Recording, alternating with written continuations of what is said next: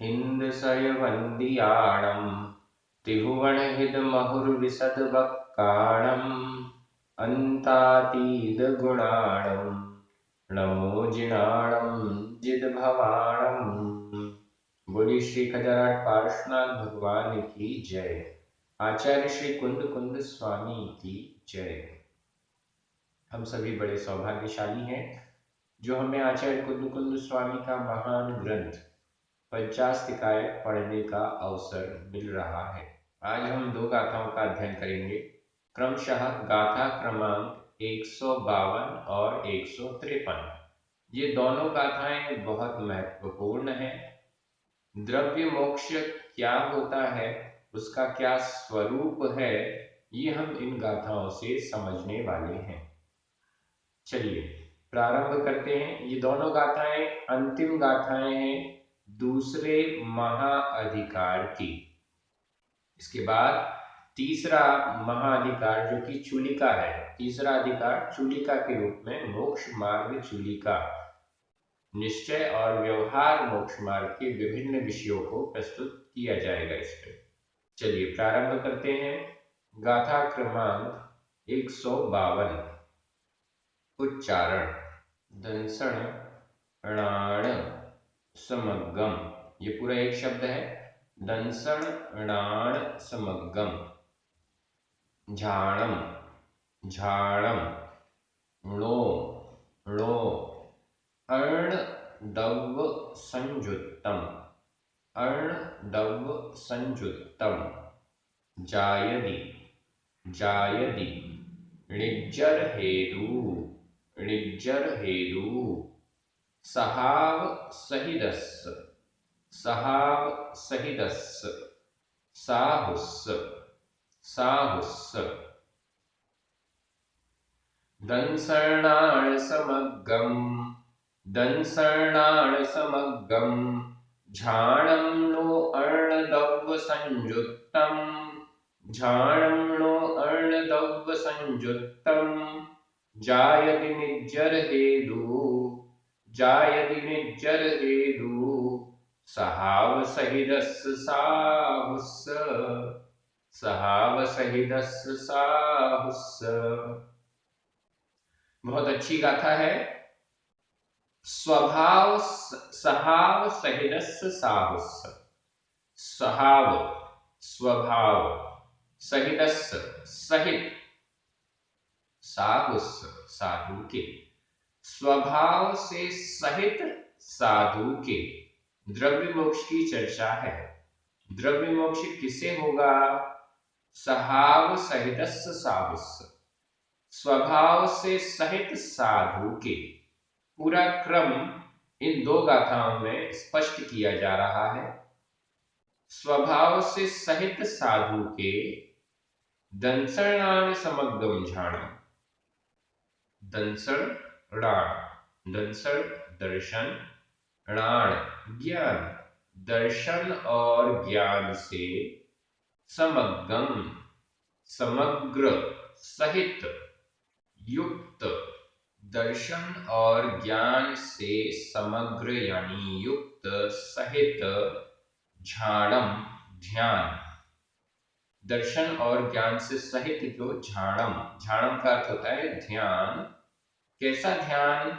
No अन्न दव्य संयुक्तम, no नहीं, अन्न दव्य संयुक्तम, अन्य द्रव्य से संयुक्त नहीं, ऐसा ध्यान। तीन चीजें हमारे सामने आ रही हैं। सम्यक दर्शन और सम्यक ज्ञान से जो समग्र है ऐसा ध्यान। ध्यान का दूसरा विशेषण आ रहा है नो अन्न द्रव्य संयुक्तम, जो अन्य द्रव्य से संयुक्त नहीं है। ऐसा ध्यान जो अन्य पर द्रव्य से संयुक्त नहीं है, ऐसा ध्यान। जायदि निज्जर हेतु, जायदि होता है, निज्जर हेतु निर्जरा का हेतु, वह ध्यान निर्जरा का हेतु होता है। सिंपल सेंटेंस है, झाणम निज्जर हेतु जायदि। झाड़म ध्यान, निर्जर हेतु निर्जरा का हेतु, जायति होता है। कैसे विशेषण से सहित? 3 विशेषण। पहला, ध्यान कैसा होना चाहिए? दर्शनार्थ समग्रम, दर्शन और ज्ञान से समग्र सहित, सम्यक दर्शन और सम्यक ज्ञान से सहित ध्यान होना चाहिए। दूसरा विशेषण, नो अन्य द्रव्य संयुक्तम, अन्य द्रव्य से संयुक्त नहीं होना चाहिए। ध्यान की विशेषता बन रही है। पहली विशेषता सम्यक दर्शन होना चाहिए। सम्यक दर्शन नहीं है, मिथ्यात्व बना हुआ है, तो निश्चित मान के चलिए ध्यान नहीं हो पाएगा। हमारे मन में, हमारे अंदर भ्रम बैठा हुआ है, देव शास्त्र गुरु के प्रति हमारी श्रद्धा नहीं है, 7 तत्व का सही स्वरूप जिसे ज्ञात नहीं है, ऐसा मिथ्या दृष्टि ध्यान नहीं कर सकता है। वो जो भी ध्यान करेगा वो आर्त ध्यान या रौद्र ध्यान होगा, या तो वो नरक या त्रियंश गति का बंद कराने वाला, पाप कर्मों को बंद कराने वाला, ऐसा आर्त और रौद्र ध्यान होगा। इसलिए सबसे पहली विशेषता, सबसे पहला आवश्यकता ध्यान के लिए सम्यक दर्शन, और इसके बाद सम्यक दर्शन और सम्यक ज्ञान। सम्यक ज्ञान भी जरूरी है। अगर ज्ञान नहीं होगा तो फिर ध्यान भी नहीं हो सकता, क्योंकि ज्ञान को एकाग्र करना ही ध्यान है। फिर से सुनिएगा, ज्ञान अभी अन्य अन्य पदार्थों में यहां वहां विस्तृत है, विस्तार युक्त है, फैला हुआ है, बटा हुआ है। उस ज्ञान को एकाग्र करना, उस ज्ञान को एक द्रव्य पे सीमित कर देना, एक स्थान पर सीमित कर देना, एक विषय पर सीमित कर देना, यह ध्यान होता है। ध्यान की परिभाषा, एकाग्र चिंता निरोधो ध्यानम। एकाग्र चिंता, अपने चिंता को, अपने मनन को एक स्थान पर, एक विषय पर केंद्रित कर देना, यह ध्यान है। अब यह ध्यान कैसा हो? निर्जरा का कारण बनने वाला ध्यान कैसा होता है? बहुत बढ़िया विशेषण, अन्य द्रव्यों से संयुक्त नहीं होता है। अन्य द्रव्यों से संयुक्त कैसा ध्यान होता है? हम किसी भी पदार्थ का चिंतन करते हैं तो चिंतन करते करते उसके प्रति राग या द्वेष उत्पन्न हो जाता है।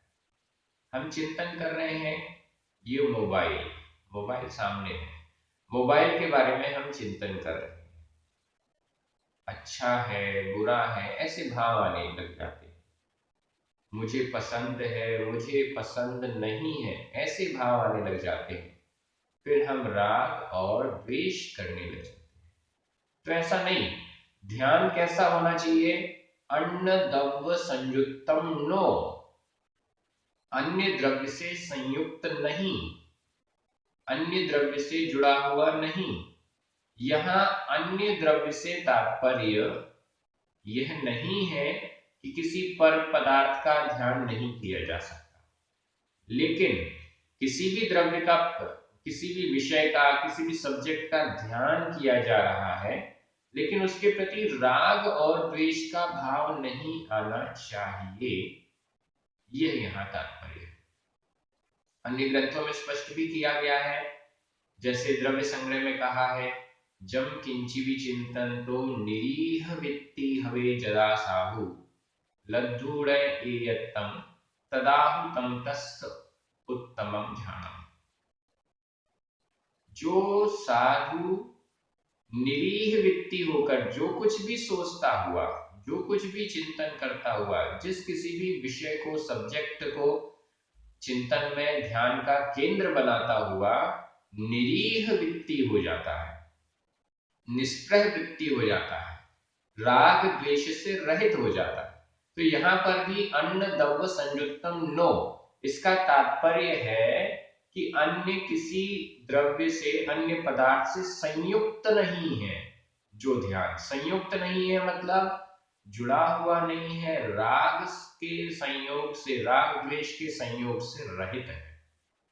अन्य द्रव्य का ध्यान किया जा सकता है लेकिन उसके प्रति राग द्वेष ना हो, उसके प्रति जुड़ाव ना हो, ऐसा वहां पर उद्देश्य इन नो अन्न द्रव्य संयुक्तो, इसका उद्देश्य ये है। तीसरा ध्यान किसको होगा, स्पष्ट कर दिया गया है, सहाव सहिदस्य साहुस, साधु के। कैसे साधु के? सहाव सहिदस्य, स्वभाव से सहित साधु के वह ध्यान निर्जरा का हेतु बनता है। परफेक्ट ध्यान है। ध्यान की उत्कृष्टता जो कि निर्जरा में कारण बनेगी। द्रव्य मोक्ष का प्रकरण चल रहा है। निर्जरा भी कौन सी? ऐसी निर्जरा जो संपूर्ण कर्मों को नष्ट करने वाली है, वह ध्यान के द्वारा। यहाँ पर ध्यान का तात्पर्य सबसे पहला बना सम्यक चारित्र की उत्कृष्ट दशा, जिसे हम निश्चय सम्यक चारित्र भी कह सकते हैं, वह यहाँ पर ध्यान के द्वारा प्रकट हो रही है। निश्चय सम्यक दर्शन, निश्चय सम्यक ज्ञान और निश्चय सम्यक चारित्र की जो उत्कृष्ट दशा है, वह हुई मुनि महाराज साधु परमेष्ठी का ध्यान। उस ध्यान के द्वारा कर्मों की निर्जरा। कैसी कर्मों की निर्जरा?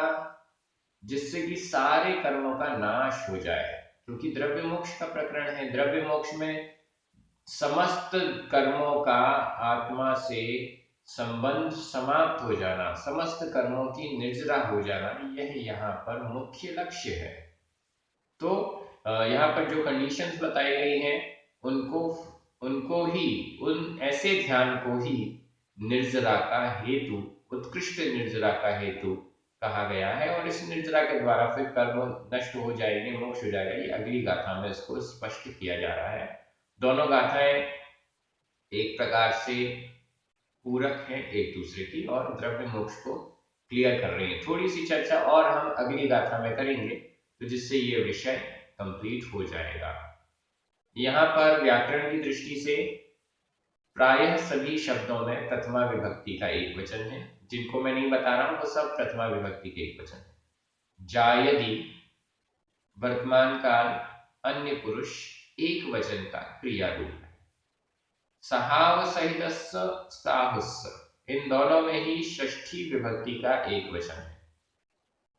संयुक्तम और संयुक्तम में भूतकालिक कृदंत का अनियमित प्रयोग है। चलिए अब आगे चलते हैं। गाथा क्रमांक 153 उच्चारण। जो संवरेण संवरेण जुत्तो जुत्तो निज्जरमाणो निज्जरमाणो य सव्वकम्माणि सव्वकम्माणि ववगद ववगद वेदा उस्सो मुअदि मुअदि भवम तेण सो मोक्षो मोक्षो। जो संवरेण जुत्तो निज्जरमाणो य सव्वकम्माणि निज्जरमाणो य सव्वकम्माणि ववगद वेदा उस्सो मुअदि भवं तेन सो मोक्षो मुअदि भवं तेन सो मोक्षो। सो मोक्षो, सो यानी वह मोक्षो, मोक्ष है, वह मोक्ष है। क्या मोक्ष है? भाव मोक्ष की चर्चा तो हो गई। अब द्रव्य मोक्ष। द्रव्य मोक्ष क्या है? जो संवरेण जुत्तो निज्जरमाणो य सव्वकम्माणि। जो संवरेण जुत्तो, जो संवर से युक्त है। आचार्य कुंद कुंद स्वामी निर्जरा की बात करते हैं तो भी उन्हें संवर याद आता है। आचार्य कुंद कुंद स्वामी जब मोक्ष की बात करते हैं तो भी उनको संवर याद आता है। भाव मोक्ष की बात कर रहे थे तो भी वो संवर को याद कर रहे थे, और अब द्रव्य मोक्ष की चर्चा के समय भी उन्हें संवर याद आ रहा है। कितना इंपॉर्टेंट है, कितना आवश्यक और अनिवार्य है संवर, इस पर हमें चिंतन करना चाहिए। निर्जरा तप के माध्यम से होती है, कर्मों की निर्जरा होने से मोक्ष होता है, लेकिन ये निर्जरा तभी काम आएगी जब संवर है। संवर के बिना निर्जरा किसी काम की नहीं है। प्रति समय हम सभी कर्मों की निर्जरा करते ही हैं। कर्म फल देता है, झड़ जाता है, हो गई निर्जरा, लेकिन उससे कुछ होने वाला नहीं जब तक संवर नहीं। और संवर हो जाने के बाद जो निर्जरा हो रही है, भले ही धीरे धीरे हो रही है, लेकिन वो एक ना एक दिन मोक्ष तक ले जाएगी। ये आचार्य कुंद कुंद स्वामी का स्पष्ट निर्देश है हमारे लिए। आज थोड़ा गला खराब है, सर्दी है, आपको आवाज अलग अलग टाइप की आ रही होगी, मैनेज कर लीजिएगा। जो संवरेण युक्तो, जो संवर से युक्त है। कौन होता है संवर से युक्त? चौथे गुण स्थान वाला सम्यक दृष्टि जीव नहीं। पंचम गुण स्थान वाला अणुव्रति संयता संयत आंशिक रूप से संवर से युक्त है। छठवें सातवें गुण स्थान वाले मुनि महाराज बहुत अधिक मात्रा में संवर से युक्त है, लेकिन फिर भी थोड़ा सा आश्रम चल रहा है। अब जैसे जैसे वो ध्यान में लीन होते हैं, शुद्धोपयोग में लीन होते हैं, उपशम श्रेणी और छपक श्रेणी में आगे बढ़ते जाते हैं, वैसे वैसे उनका संवर पूर्णता की ओर बढ़ता है, और फिर वो कर्मों का क्षय भी करके जाते हैं, निर्जरा भी करके जाते हैं। जो संवरेण युक्तो, जो संवर से युक्त है, निजर्माणो और निजर्माणो निर्जरा करता हुआ। निजर्माणो यह वर्तमान कृदंत का प्रयोग है, माण प्रत्यय इसमें लगा हुआ है। निजर्माणो निर्जरा करता हुआ। कैसी निर्जरा करता हुआ? संवर से युक्त है और निर्जरा करता हुआ आगे बढ़ रहा है। निर्जरमाणो निर्जरा करता हुआ। किसकी निर्जरा करता हुआ? सव्व कम्माणी, सव्व कम्माणी, सव्व सर्व कम्माणी कर्मों की, समस्त कर्मों को निर्जरित करता हुआ, समस्त कर्मों को क्षय करता हुआ। जो संवर से युक्त है, समस्त कर्मों को क्षय करता हुआ, वह ववगद वेदा उत्सो, ववगद ववगद व्यपगत वेदा उत्सो, संधि विच्छेद कर लीजिए। वेद प्लस आ उत्सो, वेद द में छोटा आ उत्सो का बड़ा आ, दोनों मिलकर बड़ा आ हो गए। ववगत व्यपगत, जिन्होंने अलग कर दिया है, नष्ट कर दिया है वेद, वेदनीय कर्म, और आउस आयुष्य आयु कर्म, जिन्होंने वेदनीय और आयु कर्म को नष्ट कर दिया। भाव मोक्ष के समय पर जब सर्वज्ञ हुए तो चार घातीय कर्म तो नष्ट करने के बाद सर्वज्ञ हुए, भाव मोक्ष कहलाया। अब द्रव्य मोक्ष, चार अघातीय कर्म बचे। वो चार अघातीय कर्म कैसे नष्ट हो रहे हैं? ध्यान के द्वारा। हालांकि जिस ध्यान की चर्चा की जा रही है वह तीसरा और चौथा शुक्ल ध्यान, वह जो ध्यान है वो उपचार से होता है, औपचारिक है, मतलब उसमें खास पुरुषार्थ दिखाई नहीं देता। औपचारिक है, कुछ काम हो रहा है तो उसका कुछ कारण होगा, कुछ कार्य है तो कुछ कारण होगा, ऐसा उपचार से उसे ध्यान कह दिया जाता है। लेकिन प्रोसेस तो पूरी ऑटोमेटिक है। 13वां गुण स्थान हो जाने के बाद, केवली सर्वज्ञ भगवान बन जाने के बाद 13वें और 14वें गुण स्थान में जो भी क्रिया होती है वो ऐसा लगता है कि ऑटोमेटिक हो रही है, उसको कोई कर रहा है ऐसा समझ में ही नहीं आता। जिनेंद्र भगवान की दिव्य ध्वनि खिलती है तो ऐसा नहीं लगता कि जिनेंद्र भगवान पुरुषार्थ पूर्वक बोल रहे हैं, ऐसा लगता है सब ऑटोमेटिक चल रहा है, उनका विहार ऑटोमेटिक, सारी चीजें उनकी ऑटोमेटिक। तो यहाँ ध्यान भी ऐसा लगता है कि वो ऑटोमेटिक है, उसमें कोई पुरुषार्थ वो कर नहीं रहे हैं, बस आकर एक स्थान पर रुक गए, ध्यान हो गया, मोक्ष हो गया, ऐसा। तो यहाँ ववगद वेदाउस्सो, ववगद व्यपगत, नष्ट कर दी है वेद और आयुष्य को जिसने, नष्ट कर दिया है वेदनीय और आयु कर्म को जिसने। और इसके अलावा क्या, मुअदि भवम, मुअदि छोड़ दिया, छोड़ देता है, त्याग देता है, भवम, भव यानी संसार, संसार को जो त्याग देता है। अब यहाँ भव से तात्पर्य, संसार से तात्पर्य नाम कर्म और गोत्र कर्म, इनको और ले लीजिए। चारों आघातीय कर्म हो गए, वेदनीय कर्म, आयु कर्म, और उसके बाद भव शब्द से नाम कर्म और गोत्र कर्म, ये चारों अघातीय कर्म को जिसने नष्ट कर दिया, भवगत शब्द से भी, और मुअदि यानी छोड़ दिया, त्याग दिया, नष्ट कर दिया, तेण इस कारण से, सो वह मोक्षो, वह मोक्ष अवस्था है, वह द्रव्य मोक्ष है, वह आत्मा, वह जीव मोक्ष स्वरूप को प्रकट करने वाली है, वह सिद्ध अवस्था को प्राप्त कर लिया है, ऐसा समझना चाहिए। गाथा सरल है, मैं फिर से एक बार इसका हिंदी में अर्थ कर रहा हूं। जो संवर से युक्त और सभी कर्मों को निर्जरित करता हुआ,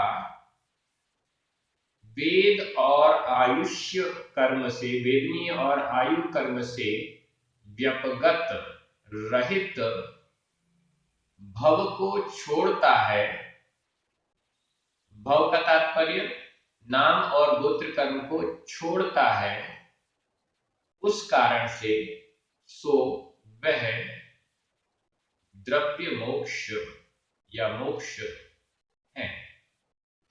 यहां व्याकरण की दृष्टि से देखें, संवरेण तृतीया विभक्ति का एक वचन, जो, निज्जरमाणो, जुत्तो, वेदाउस्सो, सो, मोक्षो, सब जगह प्रथमा विभक्ति का एक वचन है।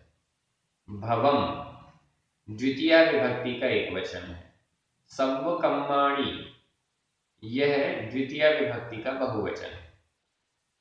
मुअदि छोड़ता है, वर्तमान काल अन्य पुरुष एक वचन का क्रिया रूप है।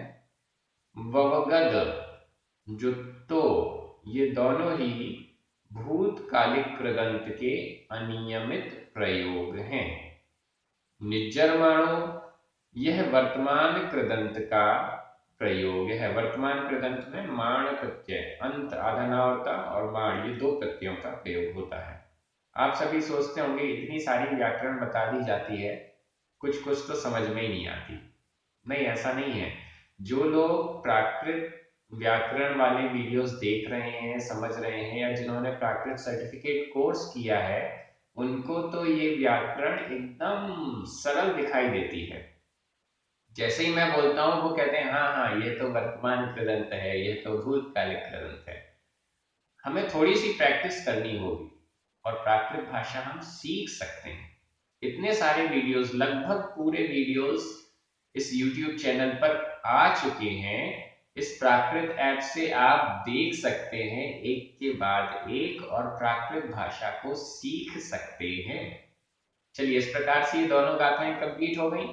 आगे मोक्ष मार्ग चूलिका के रूप में बहुत अच्छी गाथाएं आएंगी और हमारा ग्रंथ कंप्लीट हो जाएगा। आप में से अनेक श्रावक इन गाथाओं को याद भी कर रहे हैं और परीक्षा की तैयारी भी कर रहे हैं। जैसा क्वेश्चन बैंक हर हफ्ते आपको मिल रहा है हर 5 वीडियो के बाद, वैसे ही उसी प्रकार के प्रश्न आपके फाइनल एग्जाम में पूछे जाएंगे। आप सभी बहुत अच्छे से अध्ययन कर रहे हैं, मुझे बड़ी खुशी है, आनंद है। सभी आनंद के साथ पंचास्तिकाय का ग्रंथ का अध्ययन कर रहे हैं।